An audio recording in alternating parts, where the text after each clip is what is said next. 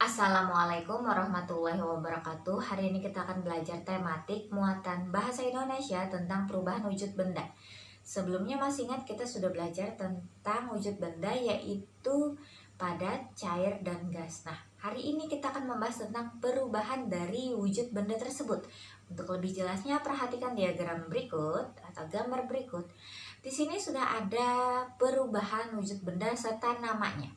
Jadi dari padat menuju tanda panah cair dinamakan mencair, dan sebaliknya dari cair menuju tanda panah padat dinamakan membeku. Boleh kita perhatikan gambar berikutnya lagi. Nah, ini adalah proses mencair atau proses yang disebut dengan mencair, yaitu di sana sudah ada gambar es batu yang dibiarkan di ruang terbuka. Lama-lama dia akan menjadi air sehingga dinamakan mencair karena dia dari bentuknya padat yaitu es batu dan berubah menjadi air. Lama-kelamaan dinamakan mencair, serta sebaliknya. Dari benda cair berubah menjadi padat disebut dengan membeku seperti pada gambar di samping. Itu adalah contoh dari es batu. Jadi dari air biasa atau air yang sudah dimasak dibekukan atau didinginkan sehingga menjadi es batu seperti gambar di dalam gelas ini. Selain itu juga ada contoh untuk agar-agar atau jelly yang mana dia berasal dari cair lalu didinginkan sehingga menjadi berbentuk padat seperti ini. Berikutnya kita akan membahas tentang perubahan wujud benda cair menjadi gas atau gas menjadi cair. Perhatikan gambar di samping. Ini adalah peristiwa perubahan benda dari cair menjadi gas yang dinamakan menguap. Kenapa menguap? Boleh kalian perhatikan. Di sana kan ada air, lalu dipanaskan di atas kompor sehingga terbentuklah seperti yang kalian lihat itu gelembung-gelembung udara. Nah, itu yang dinamakan menguap. Dia menghasilkan gas. Gelembung-gelembung itu adalah udara. Udara itu adalah gas sehingga disebut dengan menguap atau akan menghasilkan nanti asap kalau dia akan menjadi panasnya. Sedangkan sebaliknya, perubahan wujud benda dari gas menuju cair seperti gambar di samping, contohnya adalah mengembun. Boleh seperti gambar mengembun ini atau mengembun yang ada di daun ini. Boleh kalian perhatikan di daun ini peristiwanya terjadi pada pagi hari. Jadi gas pada malam hari itu yang sangat dingin dia akan berubah menjadi air atau embun pada pagi harinya. Berikutnya kita akan membahas perubahan wujud benda padat menuju gas atau sebaliknya. Perhatikan gambar di samping.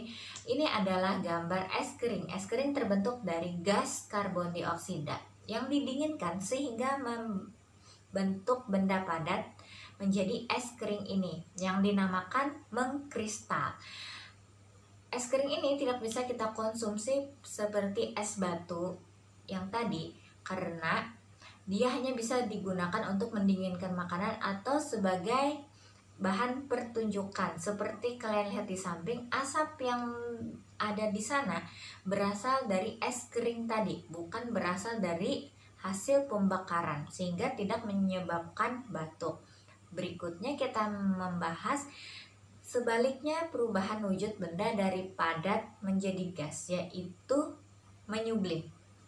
Contohnya seperti gambar tadi, ada gambar kamper berwarna putih atau berwarna-warni yang mana jika dibiarkan di ruang terbuka dia lama-kelamaan akan mengecil dan akan menjadi hilang.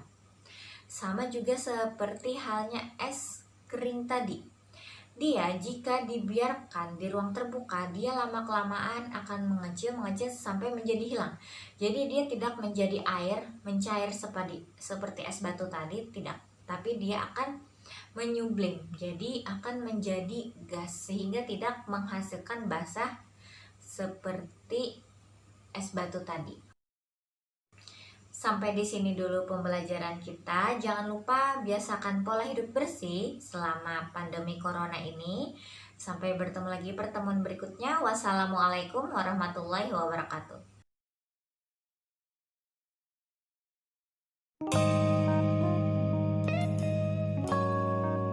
Sebelumnya, apa kalian pernah melihat lukisan? Baik itu yang kalian lihat secara tidak langsung melalui televisi atau kalian lihat langsung, baik itu punya kalian sendiri atau punya orang lain lukisan itu. Jadi sebenarnya lukisan itu adalah contoh dari seni rupa. Seni rupa memiliki arti atau pengertian seperti ini, yaitu hasil ekspresi manusia yang nyata dan digunakan sebagai sarana komunikasi perasaan antar manusia. Jadi lukisan itu adalah ekspresi atau ungkapan manusia yang digunakan sebagai sarana komunikasi perasaan antar manusia. Jadi hasil ekspresi manusia itu bisa melalui kata-kata. Jadi dia bisa, boleh itu kata-kata misalkan dalam bentuk lagu, lalu juga ekspresinya tuh dalam bentuk tulisan, dia ekspresikan perasaannya dia itu dalam bentuk tulisan di koran atau majalah atau tulisan di buku, baik itu buku novel atau buku cerita. Selain itu dia juga bisa mengekspresikan perasaannya itu dengan cara melukiskannya dalam bentuk lukisan. Seni rupa memiliki dua unsur penting, yaitu garis dan warna. Beberapa garis yang digabungkan akan membentuk suatu bidang. Contohnya seperti di samping ada segitiga yang terdiri dari 3 buah garis yang digabungkan. Begitu juga persegi atau belah ketupat atau persegi panjang berasal dari 4 buah garis, baik itu garis yang sama atau berbeda-beda. Sedangkan lingkaran berasal dari 1 buah garis, yang mana garis lengkung yang digabungkan dari titik pangkal ke titik ujungnya. Selain garis, warna juga memiliki peranan yang penting dalam seni rupa. Karena apa? Warna akan membuat karya seni menjadi lebih indah. Masih ingat teknik pewarnaan ada 2, yaitu teknik pewarnaan basah dan teknik pewarnaan kering. Jadi dalam memberi warna dalam karya seni rupa tadi bisa menggunakan pensil warna atau cat air atau cat minyak atau krayon atau yang lainnya, yang mana termasuk dalam teknik pewarnaan yang sudah kita pelajari sebelumnya. Selain itu, seni rupa memiliki berbagai macam jenis. Salah satunya adalah yang sudah pernah kita pelajari, yaitu gambar dekorasi. Berikut kalau kalian masih ingat, pengertian gambar dekorasi adalah seperti di samping, dan contoh dari gambar dekorasi adalah seperti yang berikut ini. Ingat, di sekolah ada siapa saja? Ada siswa, guru, kepala sekolah, penjaga sekolah, serta petugas keamanan dan yang lainnya, yang mana mereka semua mempunyai tugas yang berbeda-beda. Contohnya, siswa mempunyai tugas untuk belajar dan menaati peraturan yang ada di sekolah. Guru mempunyai tugas mendidik dan mengajar siswanya. Kepala sekolah mempunyai tugas memastikan kelancaran aktivitas yang ada di sekolah. Serta penjaga keamanan dan penjaga sekolah mempunyai tugas yang berbeda juga. Dan di dalam melaksanakan tugasnya, satu sama lainnya harus saling tolong menolong. Karena apa? Dengan tolong menolong itu sudah menunjukkan dari sikap bersatu di lingkungan sekolah. Jadi contohnya misalkan siswa dalam melaksanakan tugas kelompok, nanti kan sudah dibagi tugasnya masing-masing apa gitu ya. Jadi harus dilaksanakan sesuai dengan kesepakatannya. Jadi tidak boleh ada yang tidak melaksanakan tugasnya, sehingga pekerjaan cepat selesai. Dan juga itu adalah bentuk rasa atau bentuk dari wujud persatuan di lingkungan sekolah.